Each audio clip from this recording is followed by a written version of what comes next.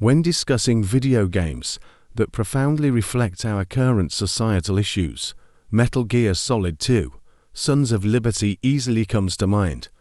Released in 2001, Hideo Kojima's game offers a prescient look into the themes of fake news, AI, misinformation, and surveillance. Today, we'll delve into how these themes are explored in the game and how they resonate with our current realities.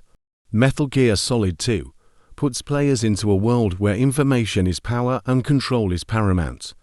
At the center of this world is the Patriots AI, a system designed not only to monitor but to control and manipulate information. This AI represents a formidable force that filters and frames information, shaping how individuals perceive reality.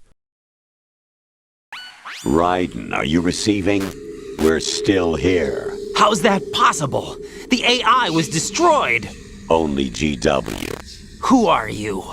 To begin with, we're not what you'd call human. Over the past 200 years, a kind of consciousness formed layer by layer in the crucible of the White House. It's not unlike the way life started in the oceans 4 billion years ago. The White House was our primordial soup, a base of evolution. We are formless. We are the very discipline and morality that Americans invoke so often. How can anyone hope to eliminate us? As long as this nation exists, so will we. Cut the crap! If you're immortal, why would you take away individual freedoms and censor the net? Jack, don't be silly. Don't you know that our plans have your interests, not ours, in mind? What? Jack, listen carefully, like a good boy. The mapping of the human genome was completed early this century. As a result, the evolutionary log of the human race lay open to us. We started with genetic engineering, and in the end, we succeeded in digitizing life itself. But there are things not covered by genetic information. What do you mean? Human memories, ideas, culture, history. Genes don't contain any record of human history. Is it something that should not be passed on? Should that information be left at the mercy of nature? We've always kept records of our lives, through words, pictures, symbols, from tablets to books. But not all the information was inherited by later generations. A small percentage of the whole was selected and processed, then passed on. Not unlike genes, really. That's what history is, Jack. But in the current digitized world, trivial information is accumulating every second, preserved in all its triteness, never fading, always accessible. Rumors about petty issues, misinterpretations, slander. All this junk data, preserved in an unfiltered state, growing at an alarming rate. It will only slow down social progress, reduce the rate of evolution. Raiden, you seem to think that our plan is one of censorship. Are you telling me it's not? You're being silly. What we propose to do is not to control content, but to create context. Create context? One of the most compelling aspects of Metal Gear Solid 2 is its emphasis on context over content. The AI doesn't just provide information. It carefully frames it to influence perception. This manipulation of context is central to the game's critique of information control. Today, media outlets and social media platforms often shape the context of information to influence how we perceive it. The game's focus on context manipulation underscores the importance of not just consuming information, but critically evaluating the framework in which it's presented. Just as the AI in Metal Gear Solid 2 distorts reality, modern misinformation campaigns manipulate public opinion through fake news. The rapid spread of false claims highlights the dangers of information control, showing how the masses can be swayed by misleading narratives. The game's depiction of information control mirrors today's struggles with fake news and misinformation. For instance, in 2022, a false claim circulated on social media accusing renowned game designer and Metal Gear Solid creator himself, Hideo Kojima, of involvement in a high-profile crime. This incident is a stark example of how easily misinformation can spread and influence public perception. The digital society furthers human flaws and selectively rewards development of convenient half-truths. Just look at the strange juxtapositions of morality around you. Billions spent on new weapons in order to humanely murder other humans. Rights of criminals are given more respect than the privacy of their victims. Although there are people suffering in poverty, huge donations are made to protect endangered species. Everyone grows up being told the same thing. Be nice to other people. But beat out the competition. You're special. Believe in yourself and you will succeed. But it's obvious from the start that only a few can succeed. You exercise your right to freedom, and this is the result. All rhetoric to avoid conflict and protect each other from hurt. The untested truths, spun by different interests, continue to churn and accumulate in the sandbox of political correctness and value systems. Everyone withdraws into their own small gated community, afraid of a larger forum. They stay inside their little ponds, leaking whatever truth suits them into the growing cesspool of society at large. The different cardinal truths neither clash nor mesh. No one is invalidated, but nobody is right. Not even natural selection can take place here. The world is being engulfed in truth. And this is the way the world ends, not with a bang, but a whimper. We're trying to stop that from happening. It's our responsibility as rulers. Just as in genetics, unnecessary information and memory must be filtered out to stimulate the evolution of the species. And you think you're qualified to decide what's necessary and not? Absolutely. Who else could wade through the sea of garbage you people produce, retrieve valuable truths, and even interpret their meaning for later generations? That's what it means to create context. I'll decide for myself what to believe and what to pass on. But is that even your own idea? Or something Snake told you? That's the proof of your incompetence right there. You lack the qualifications to exercise free will. That's not true. I have the right. Does something like a self exist inside of you? That which you call self serves as nothing more than a mask to cover your own being. In this era of ready-made truths, self is just something used to preserve those positive emotions that you occasionally feel. Another possibility is that self is a concept you conveniently borrowed under the logic that would endow you with some sense of strength. That's crap! Is it? Would you prefer that someone else tell you? All right then. Explain it to him. Jack, you're simply the best, and you got there all by yourself. Oh, what happened? Do you feel lost? Why not try a bit of soul-searching? Don't think you'll find anything, though. Ironic that although self is something that you yourself fashioned, every time something goes wrong, you turn around and place the blame on something else. It's not my fault. It's not your fault. In denial, you simply resort to looking for another, more convenient truth in order to make yourself feel better. Leaving behind in an instant the so-called truth you once embraced. Should someone like that be able to decide what is truth? Should someone like you even have the right to decide? You've done nothing but abuse your freedom. You don't deserve to be free. We're not the ones smothering the world. You are. The individual is supposed to be weak, but far from powerless.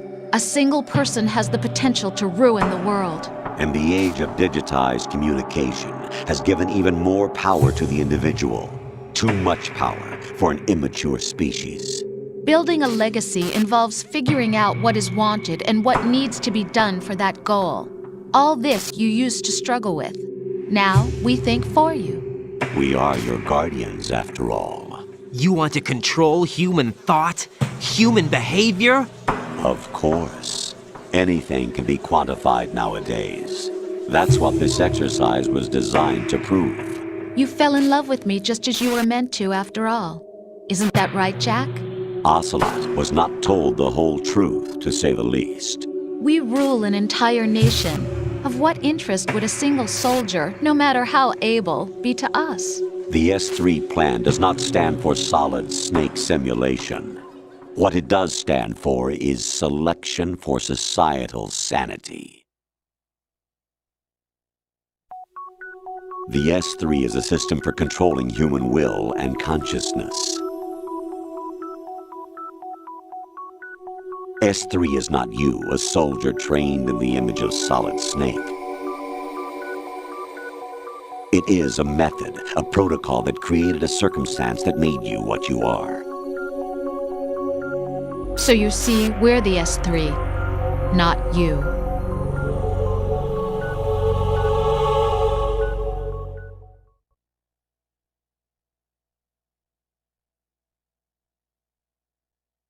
What you experienced was the final test of its effectiveness. That's crazy! You heard what President Johnson said. The Arsenal's GW system is the key to their supremacy. The objective of this exercise was to establish such a method. We used Shadow Moses as a paradigm for the exercise. I wonder if you would have preferred a fantasy setting. We chose that backdrop because of its extreme circumstances. It was an optimal test for S3's crisis management capacity. If the model could trigger, control, and solve this, it would be ready for any contingency. And now, we have our proof.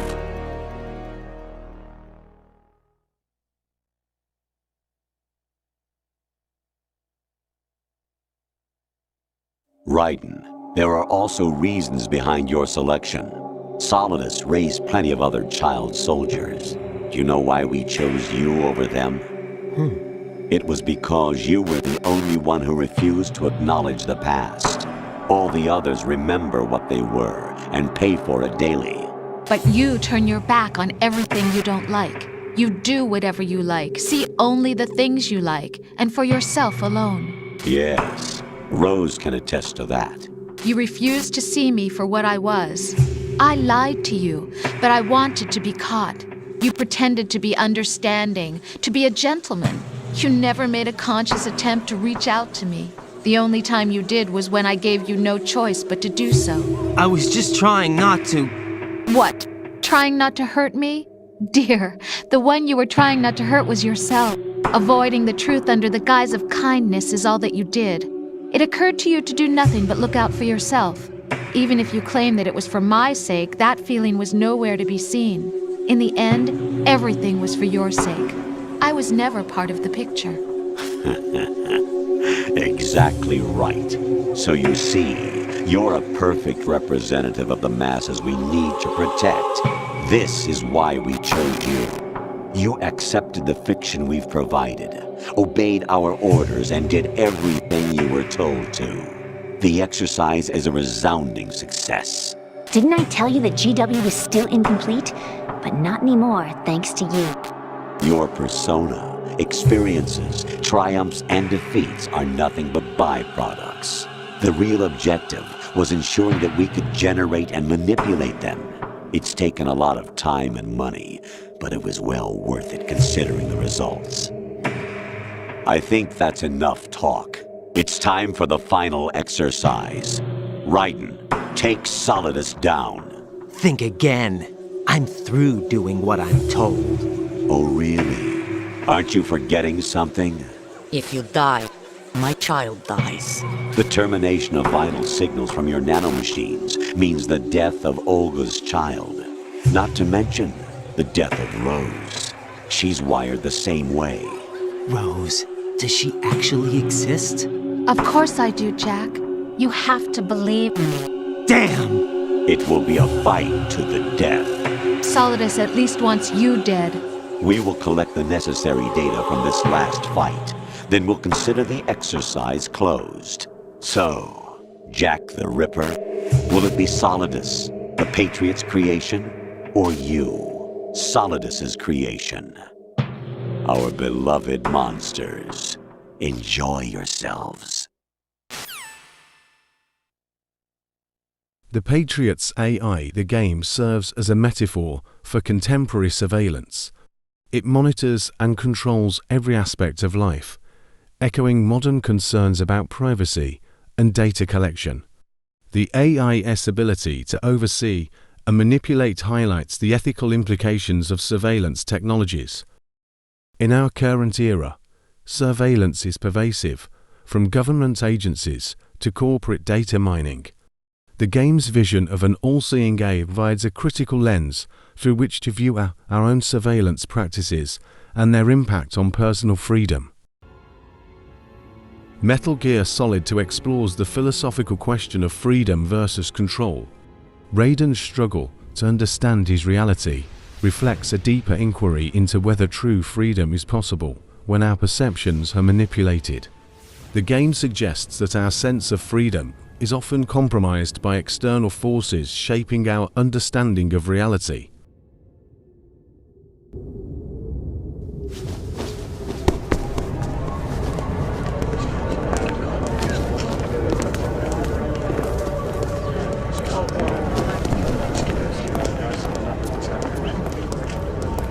Who am I, really? No one quite knows who or what they are. The memories you have and the role you were assigned are burdens you had to carry. It doesn't matter if they were real or not. That's never the point.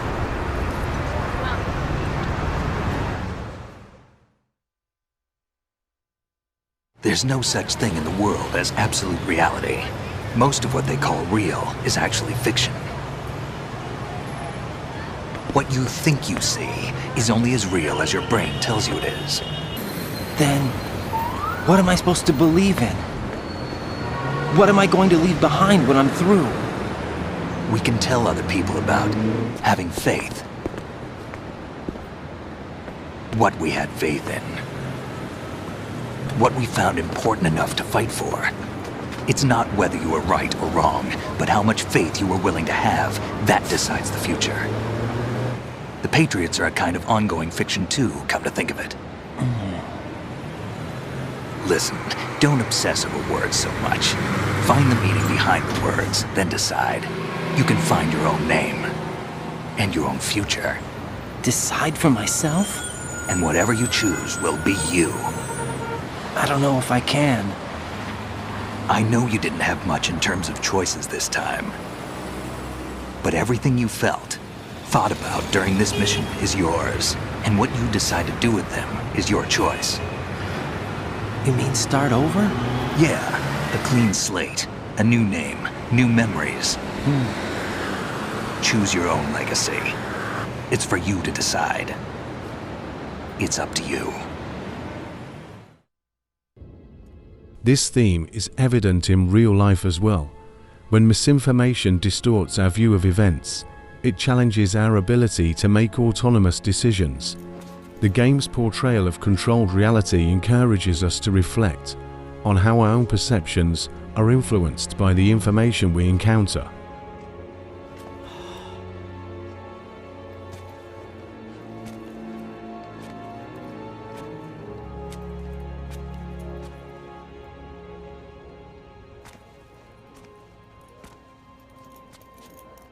Metal Gear Solid 2: Sons of Liberty offers a profound exploration of themes that resonate deeply with our modern world. Through its portrayal of fake news, misinformation, and surveillance, the game challenges us to critically engage with the information we receive and consider the broader context shaping our reality. As we navigate an increasingly complex digital landscape, the lessons from this game remain as relevant today as ever. But we're going to find out together, aren't we? Oh. Yeah.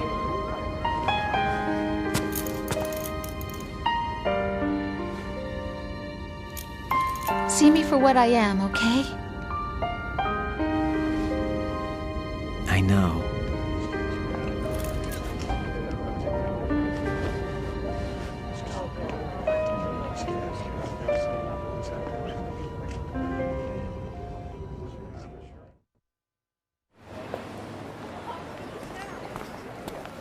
Do you remember this place?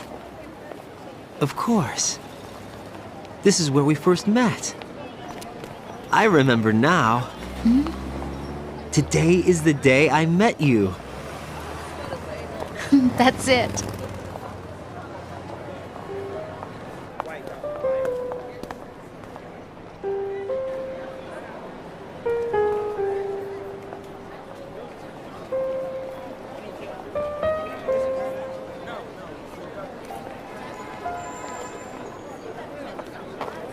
I think I found something to pass along to the future. What?